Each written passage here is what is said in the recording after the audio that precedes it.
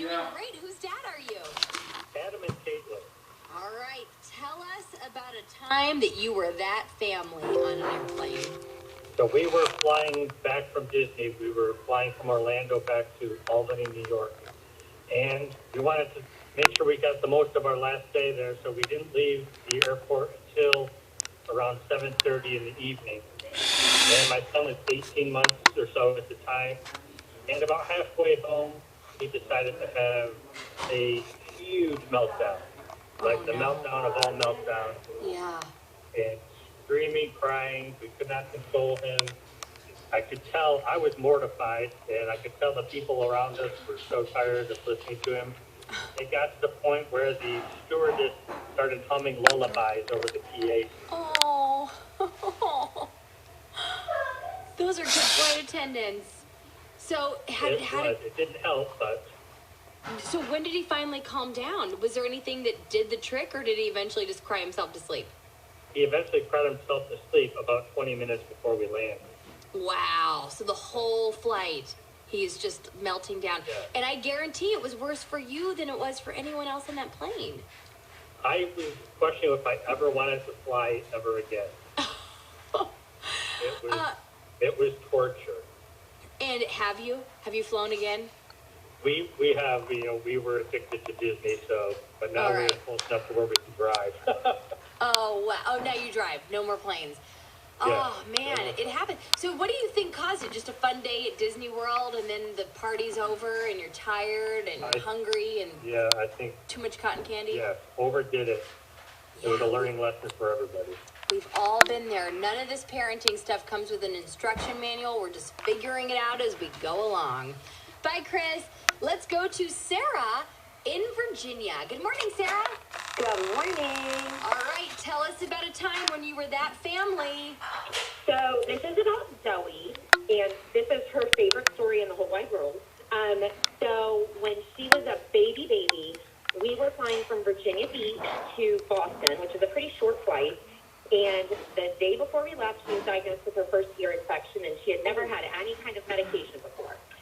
So the doctor was like, dude, just give her Tylenol, let her nurse on the plane, she'll be cool.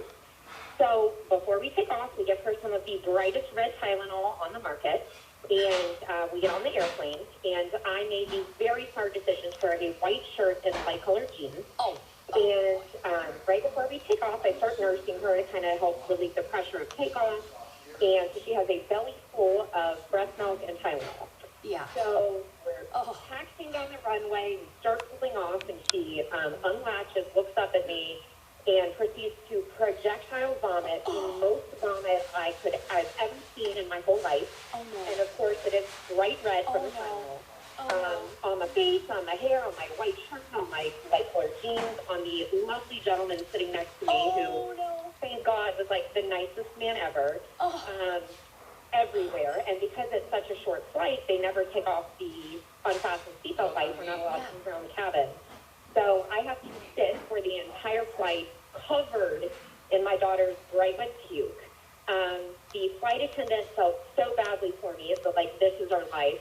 My husband is dry as a bone, no vomit on him at all, thinks it's the funniest thing in the whole wide world. Oh, no. So we land at the airport. I'm wearing her in a carrier. We're walking to the airport, and I look completely insane. His cousin comes to pick us up. We're staying at his house in Boston. And lo and behold, he came in a brand new vehicle that he had just purchased with white leather interior. So I am still covered in bright red vomit. So I have to sit in the trunk on the way to the house because he has not had the seat protectors put on his car yet for the spray. He put you in the trunk? They put me in the trunk. What? It was an SUV, so I wasn't like locked in the trunk. It doesn't matter. Wow. Didn't matter, right? Doesn't matter.